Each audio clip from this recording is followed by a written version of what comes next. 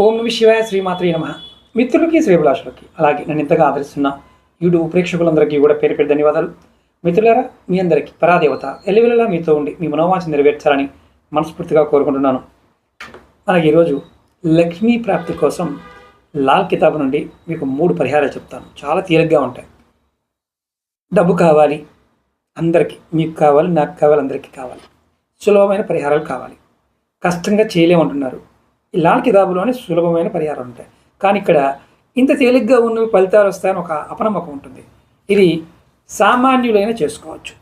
మీరు గుర్తుంచుకోండి, ఈ సులభమైన నివారణలు ఉపాయాలు ఎలా పనిచేస్తాయి అని మీ చాలామందికి అనుమానాలు ఉంటాయి.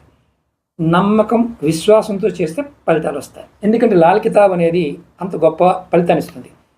అలాగే మీకు ఈ వీడియో నచ్చినట్లయితే లైక్ చేయండి, ఛానల్ని సబ్స్క్రైబ్ చేసుకోండి, పక్కనే ఉన్న గంట సింబల్ని యాక్టివేట్ చేసుకొని 10 మంది మిత్రులకు ఈ వీడియోని షేర్ చేయండి. అలాగే ఎవరికైనా నాతో మాట్లాడాలి, జాతక పరిశీలన చేయించుకోవాలి, సమస్యలకు పరిష్కారం తెలుసుకోవాలనుకున్నప్పుడు వీడియో డిస్క్రిప్షన్లో నెంబర్ ఇచ్చాను, ఆ నెంబర్కి కాంటాక్ట్ చేయవచ్చు. 9440593655 ఈ నెంబర్కి కాంటాక్ట్ చేసి కూడా అపాయింట్మెంట్ తీసుకోవచ్చు. నేను 3 చెప్తాను, 3 ఏదో ఒకటి ప్రయత్నించండి. ఈ ఉపాయాలు చేసేటప్పుడు ఖచ్చితంగా స్నానం చేయాలి. ఆడవారు నెలసరి ఉన్నప్పుడు చేయకూడదు.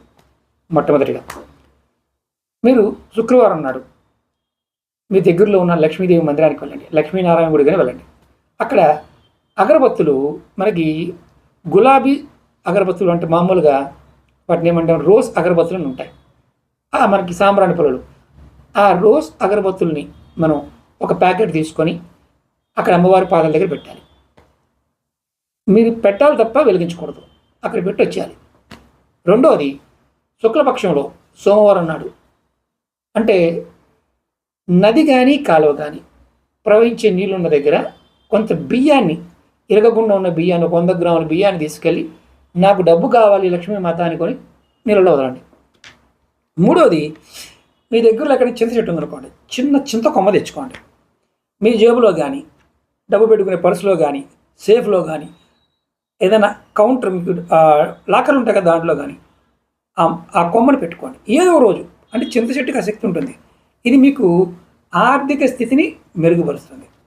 ఇలా ఎవరైతే ఈ 3 పరిహారాలని చేస్తారో వారికి లక్ష్మీమాత ఆశీర్వాదం అనేది లభిస్తుంది.